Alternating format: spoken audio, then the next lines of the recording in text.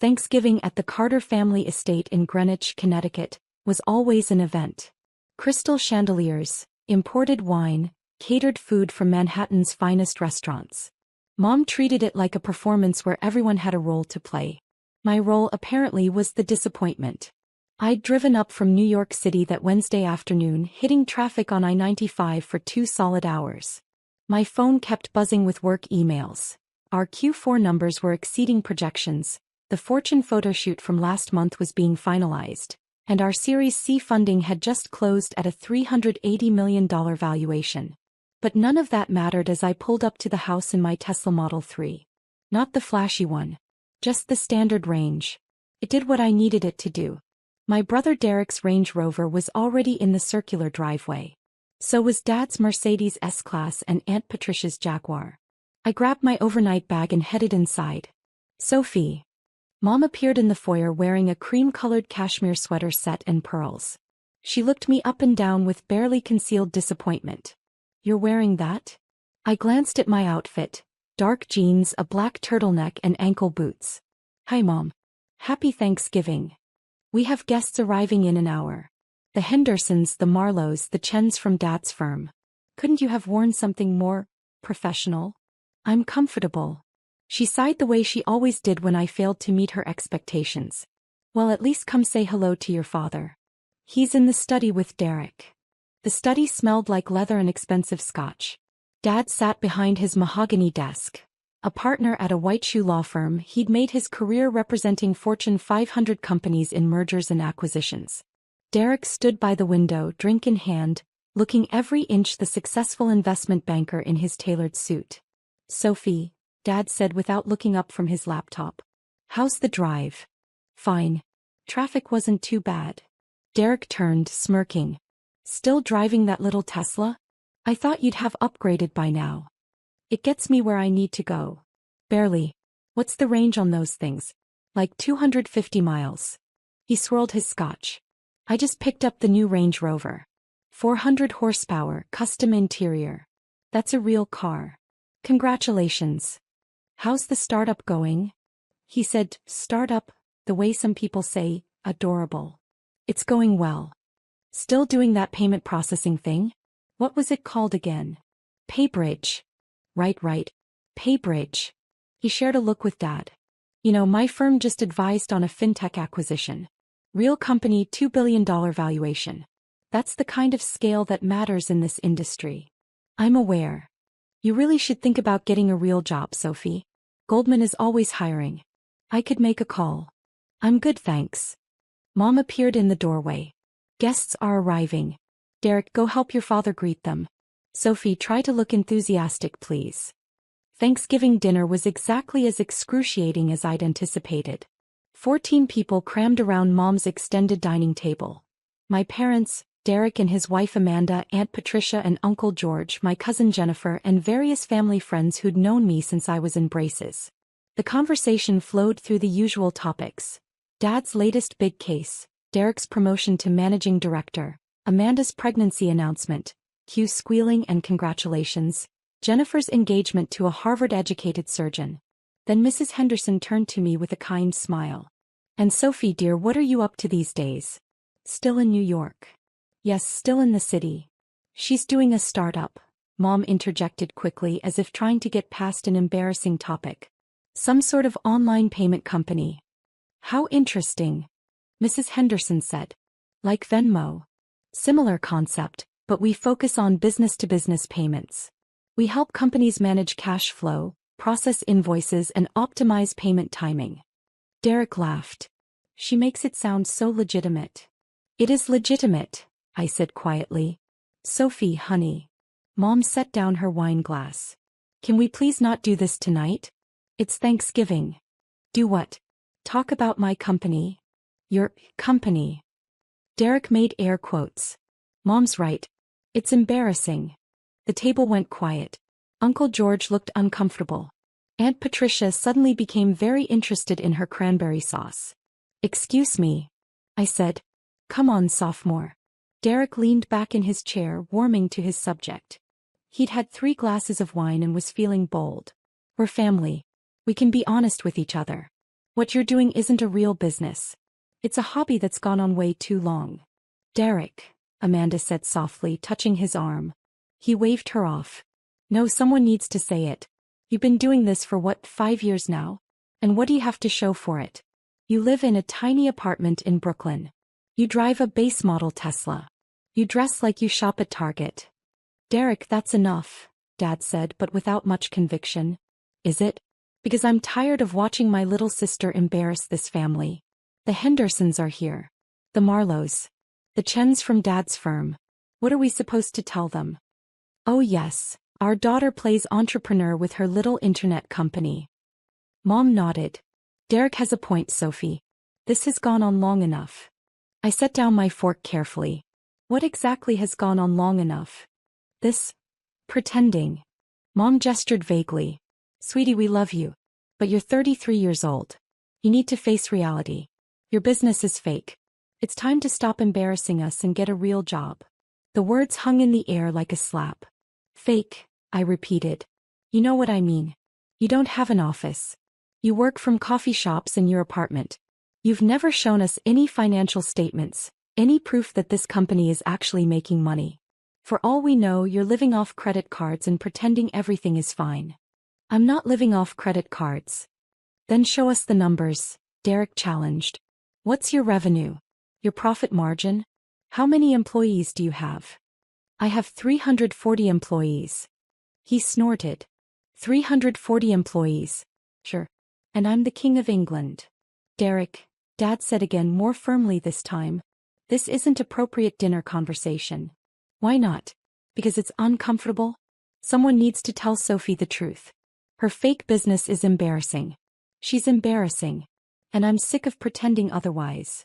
I looked around the table. Mrs. Henderson was staring at her plate. Mr. Marlowe was refilling his wine glass. Aunt Patricia looked like she wanted to disappear. Nobody was defending me. You're right, I said quietly, standing up. This isn't appropriate dinner conversation. Excuse me. I walked out of the dining room, grabbed my coat from the hall closet and headed for my car. Mom caught up with me in the driveway. Sophie, wait. Where are you going? Back to the city. You're leaving? It's Thanksgiving. And I just got called embarrassing and fake in front of your dinner guest. I think I'm done. Honey, Derek didn't mean it like that. He's just worried about you. We all are. I unlocked my car. You think my business is fake? You think I'm embarrassing? There's nothing left to say. Sophie, please. Just come back inside. We can talk about this. No, Mom. We really can't. I drove back to Brooklyn with tears blurring my vision. Not because they'd hurt my feelings, though they had. But because after 5 years of building something incredible, my own family had looked at me and seen nothing but failure. The thing is, they weren't completely wrong to have been skeptical 5 years ago. In 2020, I'd quit my job as a financial analyst at JP Morgan Chase to start PayBridge. Everyone thought I was insane. I'd had a 6-figure salary, excellent benefits, a clear path to VP. And I'd walked away from it all to chase what Derek called a payment processing pipe dream. The first year was brutal. I burned through $85,000 in savings. I lived on ramen and coffee. I coded until 3 a.m. most nights, teaching myself Python and SQL because I couldn't afford to hire developers. But I'd seen a gap in the market. Small and medium-sized businesses were drowning in late payments and poor cash flow management. The existing solutions were either too expensive or too complicated. I wanted to build something simple, affordable, and actually useful. PayBridge launched in 2021 with exactly one client, a struggling furniture manufacturer in Queens who owed me a favor. We processed $47,000 in payments that first month. Then word spread. By the end of 2021, we had 200 clients and were processing $12 million monthly. By 2022, we had 2,000 clients and $127 million in monthly transaction volume. By 2023, we'd expanded to 8,500 clients, hired 180 employees, and were processing over $400 million monthly. This year, 2025, we had 15,000 clients, 340 employees, and were processing $1.3 billion in monthly transactions. Our annual revenue was $127 million. We just closed a Series C funding round at a $380 million valuation. 2 weeks ago, I'd done a 6-hour photo shoot for Fortune magazine's CEO of the Year feature. They were profiling 40 CEOs under 40 who were transforming American business. The magazine was set to hit newsstands tomorrow, Black Friday. But I'd never told my family any of this. Not because I was hiding it, but because they'd never asked. They'd seen my small apartment, my unremarkable car, my casual clothes, and decided I was failing. And I'd let them believe it because part of me wanted to see how long it would take them to actually show interest in what I was building. 5 years. The answer was 5 years, and they still didn't care enough to ask real questions. I got back to my apartment in Park Slope around 11 p.m. It was a 1-bedroom, 850 square feet, with hardwood floors and a view of Prospect Park. I'd bought it outright in 2023 for $1.2 million. No mortgage, no landlord. Just mine. My phone had been buzzing nonstop. I'd ignored it during the drive, but now I scrolled through the messages. 15 texts from Mom. 8 texts from Dad. 3 texts from Derek. 1 text from Aunt Patricia. I opened Aunt Patricia's first. Aunt Patricia. Sophie, I'm so sorry about tonight. Derek was completely out of line. Your mother shouldn't have let it continue. I hope you're okay. Call me if you need to talk. At least someone in my family had a conscience. I scrolled to Derek's messages. Derek, you're being dramatic. Derek, it's Thanksgiving. Come back. Derek, fine, be that way. But you know I'm right. I deleted them without responding. Mom's messages were variations on a theme. Please come back. You're overreacting. Derek had too much wine. We love you. Dad's messages were shorter. Your mother is upset. Call her. I turned off my phone and poured myself a glass of wine. Tomorrow was going to be interesting. Black Friday morning, I woke to my phone exploding.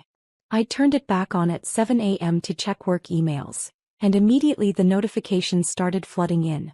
Aunt Patricia, Sophie. Is this you? Photo attached. The photo was the Fortune magazine cover. There I was, photographed in our office headquarters in Manhattan, sitting at my desk with the New York skyline behind me. The headline read, CEO of the Year, 40 under 40. And in smaller text, Sophie Carter, 33, built a $127 million fintech empire that's revolutionizing B2B payments. Aunt Patricia. I'm at your parents' house for breakfast. I just opened Fortune magazine. Your mother's face is white. Call me immediately. I grinned and poured myself coffee. My work phone started ringing. It was my CEO, Michael. Have you seen the Fortune cover? He asked. Not in person yet. Is it out? Sophie, it's everywhere. Twitter is exploding. LinkedIn is going crazy. Our website traffic is up 400% in the last hour. We've gotten 47 new client inquiries since 6 a.m. That's amazing. Amazing? It's insane. The PR team is freaking out. In a good way. They want to schedule interviews. Forbes wants a follow-up. TechCrunch wants an exclusive. Bloomberg. Send me the list. I'll review it this afternoon. You're eerily calm about this. I knew the cover was coming, Michael. Yeah, but did you know it would blow up like this? They're calling you the quiet giant of fintech. They're comparing you to the Stripe founders. Let's not get carried away. I'm serious. This is huge. You should come into the office. The team wants to celebrate. I'll be there in an hour. I hung up and checked my personal phone again. 32 new messages. Mom. Sophie, Aunt Patricia just showed me a magazine. Is this real? Mom, why didn't you tell us? Mom, call me right now. Derek, what the hell? Derek. Is that Fortune magazine cover actually you? Derek. Sophie, call me. Dad, your mother is very upset. We need to talk about this Fortune article. Jennifer. Cousin. I just saw the cover. Oh my God. Why didn't you tell anyone? Amanda.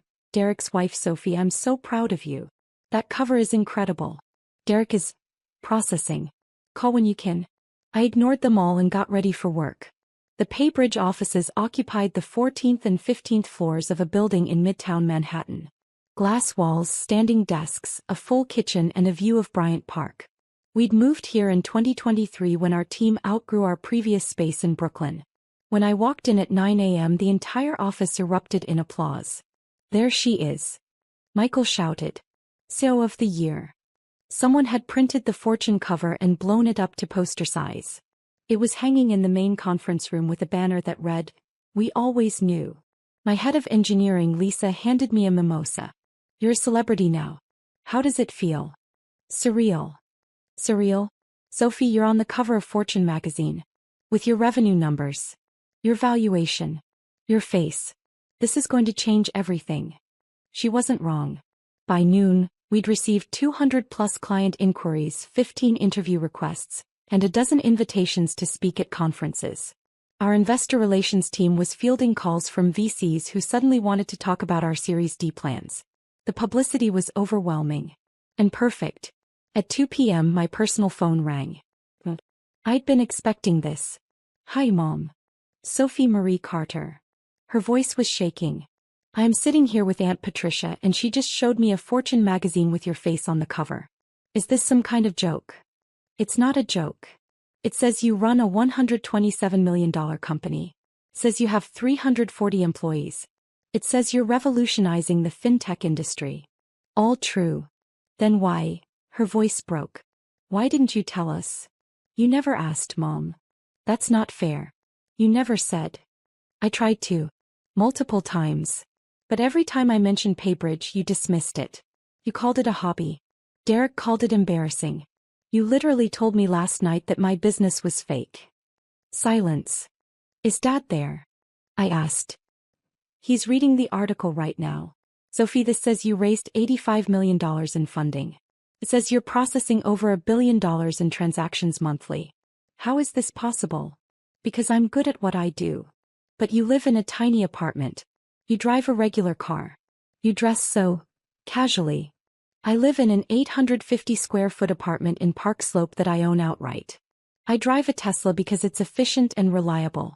I dress casually because I'm comfortable and my clients don't care what I wear. None of those things have anything to do with whether my business is successful." "Derek is here," Mom said quietly. "He wants to talk to you."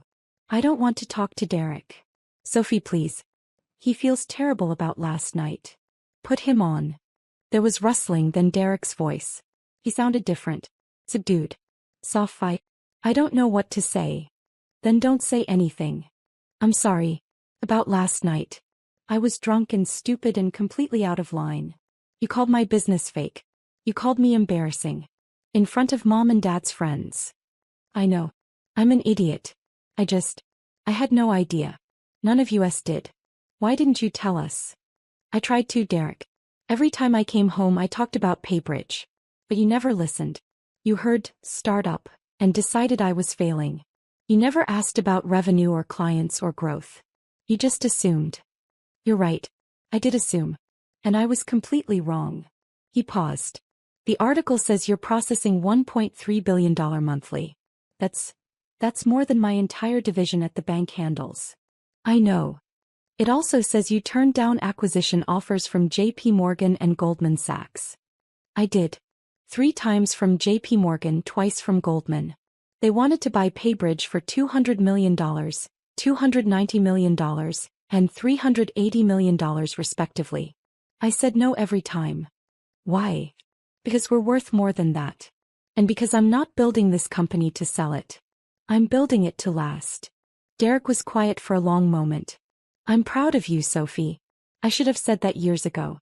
I'm sorry I didn't." "I appreciate that. Can you come back up? For the weekend? Everyone wants to see you." "I have work, Derek. We just got 200 new client inquiries because of the Fortune cover. I need to be here." "Right. Of course. Work." He sounded genuinely disappointed. "Will you at least call Mom back?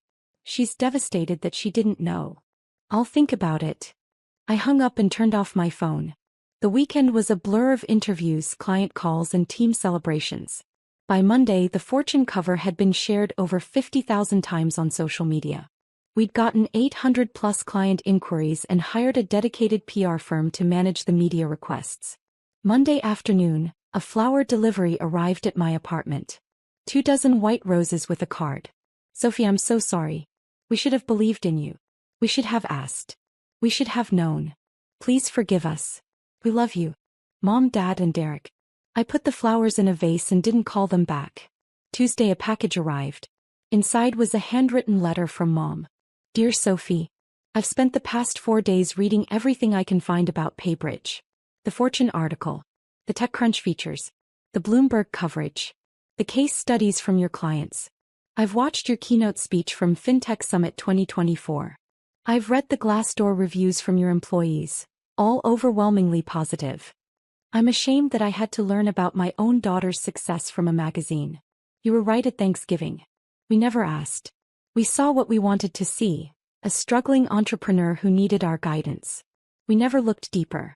We never took you seriously. Derek is mortified. He's told everyone at his firm about you. Apparently, his managing director has been trying to get a meeting with you for months. Small world. Your father wants to invest in your next funding round. I told him that's probably not appropriate and also that you don't need our money. What you need is our belief. Our respect. Our genuine interest in what you've built. I know we don't deserve it, but I'm asking for another chance. Not to celebrate your success, though we do want to celebrate, but to actually know you. To understand what drives you. To be the family you deserve. Please come to Christmas. No pressure, no performances, no guests. Just us. Let us try to do better. Love, Mom. I read the letter 3 times. Then I called her. Sophie. She answered on the first ring. Oh honey, thank God. I wasn't sure you'd call. I got your letter. Did you read it? Yes. And? I'll come to Christmas. But Mom, if I come, things have to be different. They will be. I promise. What do you need? I need you to actually listen when I talk about my work. I need you to ask real questions, not just nod politely. I need you to stop measuring my success by what car I drive or what apartment I live in. Done. Absolutely. What else? I need Derek to understand that his world isn't the only version of success. Investment banking is great. But it's not better than what I'm doing. Just different. He knows that now. Trust me, he knows. And I need Dad to stop offering to help with connections or introductions. I've built this company without his help. I'm proud of that. I understand. Anything else? Yeah. I need you to be proud of me, not because Fortune magazine validated what I'm doing, but because I'm doing work that matters. I'm helping businesses survive. I'm creating jobs. I'm building something meaningful. That should have been enough for you to be proud, with or without a magazine cover. Mom's voice cracked. You're right. It should have been. And I am proud, Sophie. Not because of Fortune, but because you're my daughter and you're extraordinary. I just wish I'd realized it sooner. Me too. So you'll come to Christmas? I'll come. But just for 2 days. I have a company to run. 2 days is perfect. Thank you, honey. Thank you for giving us another chance. Christmas was different. I arrived on December 23rd to find the house decorated normally. No guests, no performance, no caterer. Just Mom's homemade cooking and family. Derek greeted me at the door with a hug. Hey, sophomore. Thanks for coming. Thanks for not calling me embarrassing. He winced. Yeah, about that. I'm going to be apologizing for that for the rest of my life, aren't I? Probably. Amanda appeared behind him, visibly pregnant now. Sophie. That Fortune cover is framed in Derek's office. He shows it to everyone. I do not, Derek protested. You absolutely do, she laughed. He's told the story at least 50 times. My little sister is CEO of the year. I smiled despite myself. Dad came out of his study. Sophie. Good to see you. Hi, Dad. I read the Fortune article. Impressive work. Very impressive. Thank you. I'd love to hear more about your business model over dinner. The payment optimization piece is fascinating. I have some questions about your approach to credit risk assessment. I blinked. You actually read the article? I read everything I could find, including your interview with Bloomberg and your presentation at the FinTech Summit. You've built something remarkable. I don't know what to say. Say you'll explain how you managed to scale from 2,000 clients to 15,000 clients in 3 years while maintaining a 98% retention rate. That's extraordinary in the fintech space. And just like that, we were talking. Actually talking. About models and metrics and market positioning. About the challenges of scaling a payments platform. About regulatory compliance and competitive moats. It was the first real conversation we'd had about my work in 5 years. Mom made pot roast and mashed potatoes. My favorite. Over dinner they asked about my employees, my investors, my plans for expansion. Derek shared stories from his banking world without the condescension I'd grown used to. Aunt Patricia asked if she could invest in my Series D. "You want to invest?" I asked, surprised. "If you'll have me. I have some money set aside. I've always wanted to invest in startups and I can't think of a better bet than you." "Aunt Patricia, our minimum investment for the Series D will probably be $500,000. "I have it." I stared at her. "You have $500,000 you want to invest in PayBridge?" "I have $1 million. I was going to split it between you and a few other opportunities, but if you'd prefer the full amount, let me send you the investment materials. Talk to your financial advisor. Make sure it's the right move for you." "Already did." She said if the Fortune magazine profile was accurate, this was a no-brainer. By the end of the weekend, I'd had more meaningful conversations with my family than in the previous 5 years combined. On Christmas evening, Derek pulled me aside. "Can I show you something?" he asked. He led me to his old bedroom, which Mom had converted to a guest room. On the desk was a framed photo from Thanksgiving. Not the awful Thanksgiving where he'd called me embarrassing, but from 2019, the year before I'd started PayBridge. We were both laughing at something Dad had said, young and careless. "I keep this here as a reminder," Derek said quietly. "Of what?" "Of how badly I screwed up. I had a sister who was building something incredible and I was too arrogant to see it. Too caught up in my own definition of success to recognize anyone else's." "Derek, let me finish." When I saw that Fortune cover, my first emotion wasn't pride. It was shame. Because I realized I'd been treating you like a failure when you were succeeding beyond anything I'll ever accomplish. "That's not true. You're a managing director at..." "I'm a cog in a machine, Sophie. A well-paid cog but still a cog. You built the machine. There's a difference. Both things matter." "Maybe. But I should have respected what you were doing. I should have been curious instead of dismissive. I should have been your biggest cheerleader, not your harshest critic." I put my hand on his shoulder. "You can start now." "I already have. I've been telling everyone at the bank about PayBridge. We're actually looking at using your platform for some of our mid-market clients' payment processing. I gave your COO's contact info to our head of business development." "You did?" "I did. And Sophie? When I tell people my sister is the CEO of PayBridge, the CEO of the year according to Fortune magazine, the woman who built a $127 million fintech empire from nothing, I've never been more proud to be your brother." 6 months after the Fortune cover dropped, PayBridge closed its Series D funding round at a $740 million valuation. Aunt Patricia invested $1 million. We used the funding to expand internationally, launching in Canada, the UK, and Australia. By the end of 2026, we were processing $2.3 billion in monthly transactions with 25,000 clients and 580 employees. Annual revenue hit $247 million. Derek's bank became a client. He still jokes that his little sister is technically his vendor now. Mom frames every article written about PayBridge and sends them to relatives with handwritten notes. "This is my daughter. Dad joined our advisory board. He doesn't get paid for it, he does it because he's genuinely interested in what we're building." Last month, Forbes ran a follow-up feature. A year after her CEO of the Year cover, Sophie Carter is just getting started. The opening line read, "While most CEOs chase headlines, Sophie Carter chased excellence." The headlines came anyway. They interviewed my family for the piece. Mom said, "We underestimated her for too long. We won't make that mistake again." Derek said, "My sister taught me that quiet confidence builds empires. Loud criticism builds nothing." I framed both quotes and hung them in my office. Not because I needed their validation, though it was nice to finally have it, but because they were true. And because the best revenge isn't proving people wrong. It's building something so undeniable that their opinions become irrelevant.